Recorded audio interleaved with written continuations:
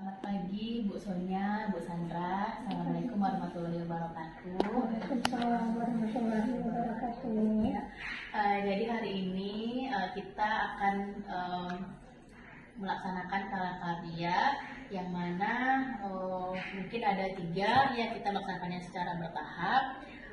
Mudah-mudahan dapat menyerap informasi dengan bagus dan kita saling sharing ya mengenai penjelasan pengisian formulir pencatatan MTBS. Jadi sekarang ini masing-masing kita sudah memegang formulir MTBS ya. MTBS ini adalah untuk anak yang berumur 2 bulan sampai 5 tahun.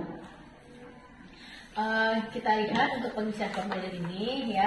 Yang pertama kita perlu melengkapi data ya, data anak. Silahkan diisi, misalnya nanti kita coba latihan ya. Alamat anak juga diisi.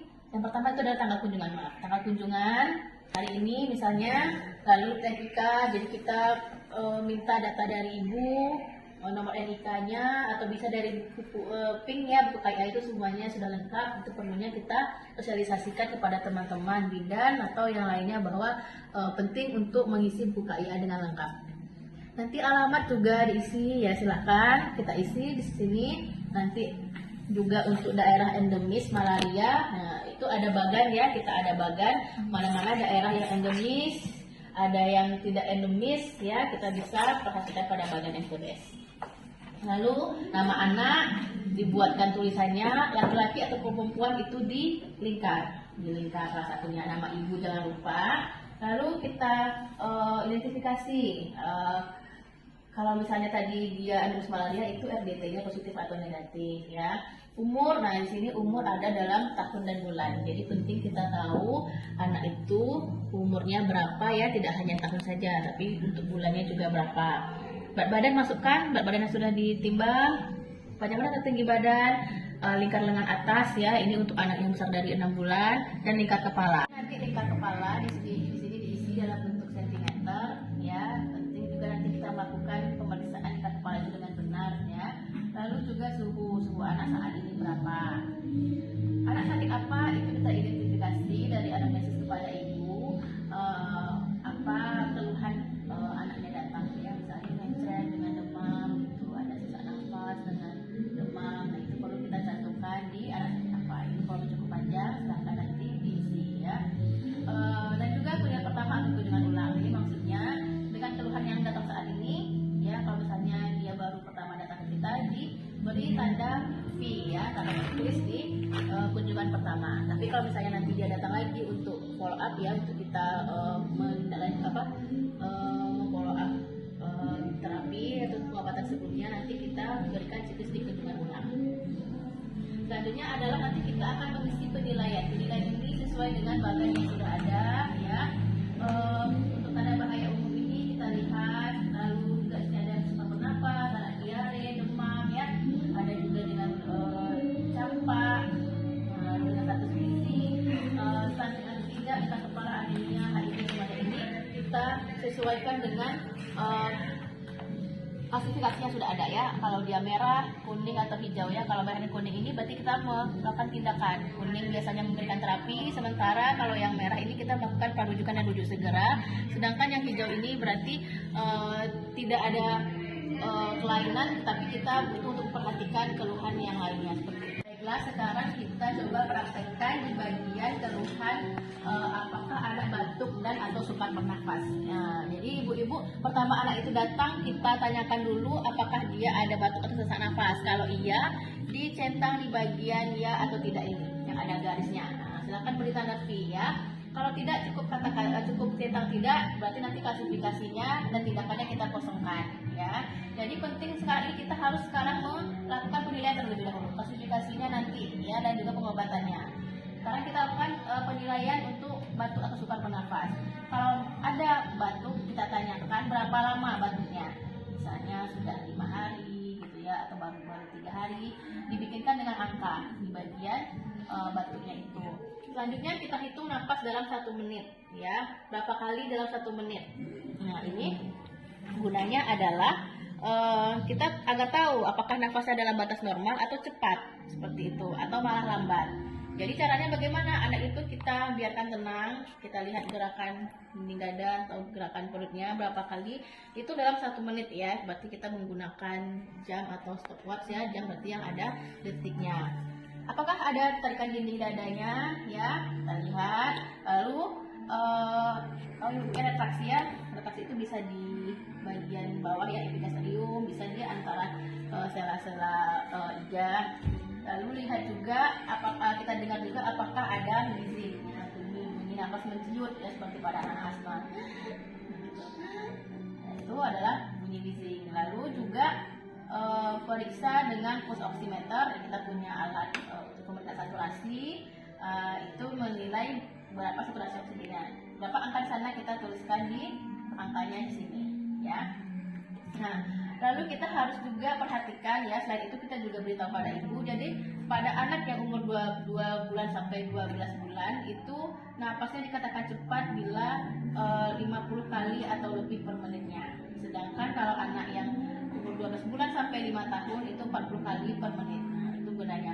Kalau misalnya kita kalau nafasnya itu pada saat kita ragu ya, itu kita perlu mengulangi, boleh kita ulangi nafasnya.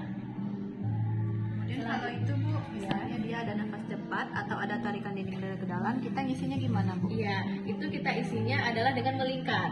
Ya, dilingkar ya ibu-ibu ya. Jadi seperti ini ya.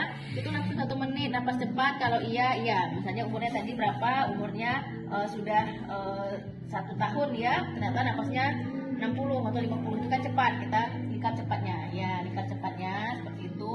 Lalu tarikan dinding dadanya kalau ada dilingkar juga, lingkar sampai 1 baris ini. Kalau tidak ada tidak usah dilingkar. Seperti itu Ibu Sonia. Gimana Ibu Sandra? Nah, nanti kita lihat ya apa kita temukan itu, kita masukkan ke bagan ya.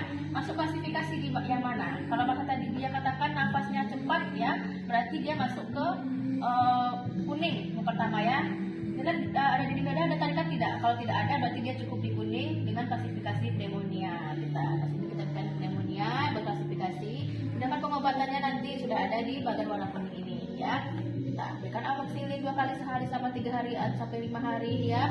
Pelaga tenggorokan, obati wheezingnya. Apabila anaknya batuk 2 minggu atau lebih, kita pikirkan apakah ada kemungkinan TBC ya, apakah ada riwayat kontak dengan pasien TBC di rumahnya, dan kunjungan ulangnya 2 hari ini kita tuliskan semuanya di sini ya. Nah, di bagian pengobatan seperti itu. Tapi kalau misalnya tadi dia ada tarikan dinding dada atau saturasinya kecil dari 92, berarti dia masuk ke pneumonia berat. Nah, pneumonia berat ini berarti kita harus merujuk segera. Kita harus perhatikan apa saja tindakan peralutikan yang harus kita berikan ya. Di sini sudah ada panduannya, kita cukup mengikuti yang sudah ada di sini ya. Berikan oksigen, berikan antibiotik dosis pertama gitu ya, obati wheezingnya bila ada, dan segera dirujuk. Ada pertanyaan Bu Sandra?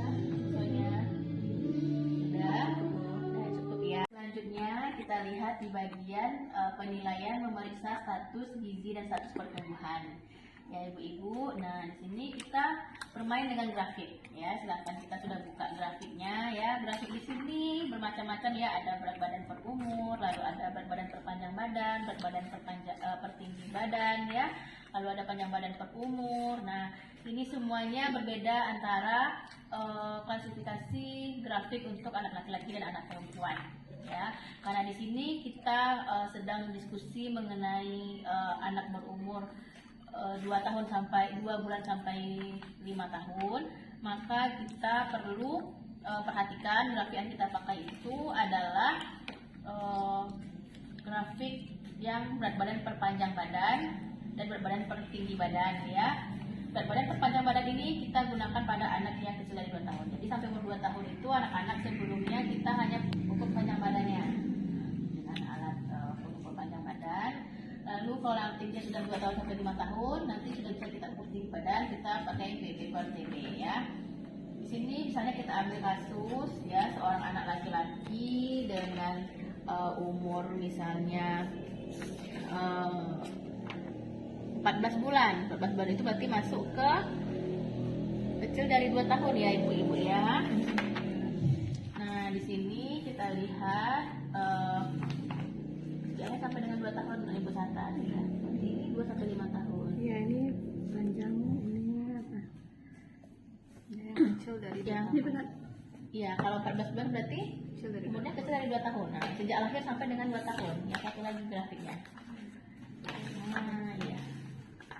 Yang warna biru ya, lebih mudah menghafalnya ya, warna biru. Ini ya.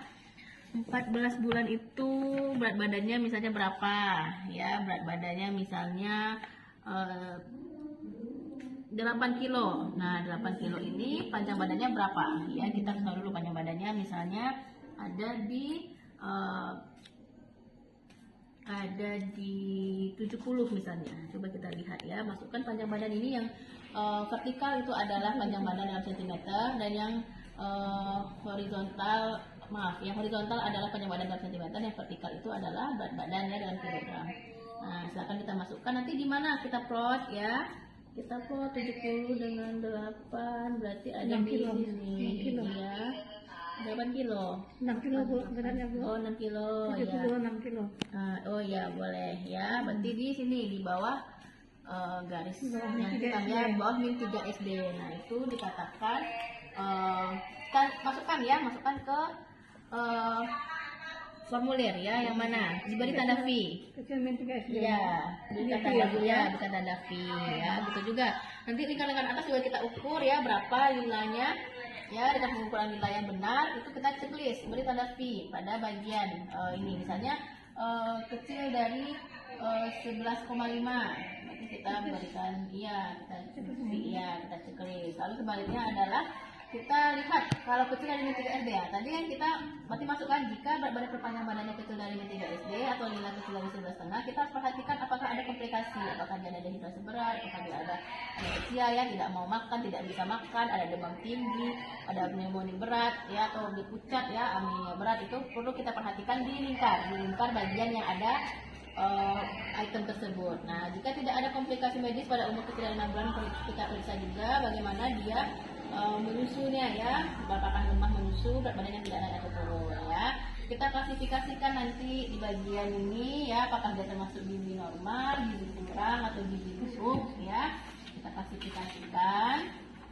Nah, ya benar, kita klasifikasikan masuk ke bagian yang mana untuk ini ya. Apakah dia masuk ke dalam gizi baik, gizi kurang, gizi buruk tanpa komplikasi, atau gizi buruk dengan komplikasi ya. Nah, kembali lagi seperti kita di sini nggak bermain dengan warna. Jika warnanya hijau berarti anak dalam keadaan baik saat ini. Status gizinya apa yang perlu kita sampaikan kepada ibu ya, pemantauan untuk penimbangan yang berkala setiap bulan ya, kontrol ulangnya berapa hari, karena dia akan datang dengan keluhan. Nah, berarti kita fokus ke keluhannya saja lagi, status gizinya sudah baik. Tapi kalau misalnya dia ada gizi kurang, berarti kita ada penanganan untuk masalah gizinya ya. Lalu juga untuk yang komplikasi ini kita harus segera rujuk, kita berikan tindakan-tindakan preventif. Itu. Apakah ada apa yang perlu didiskusikan Bu Sonia, Sandra? Saya paham. Ya, ini ya. Jadi tetap diisikan. Kalau misalnya normal kita isikan di sebelahnya kan, berarti perlu penilaian ya, kapan harus kembali seperti itu. Ya, baiklah, terima kasih.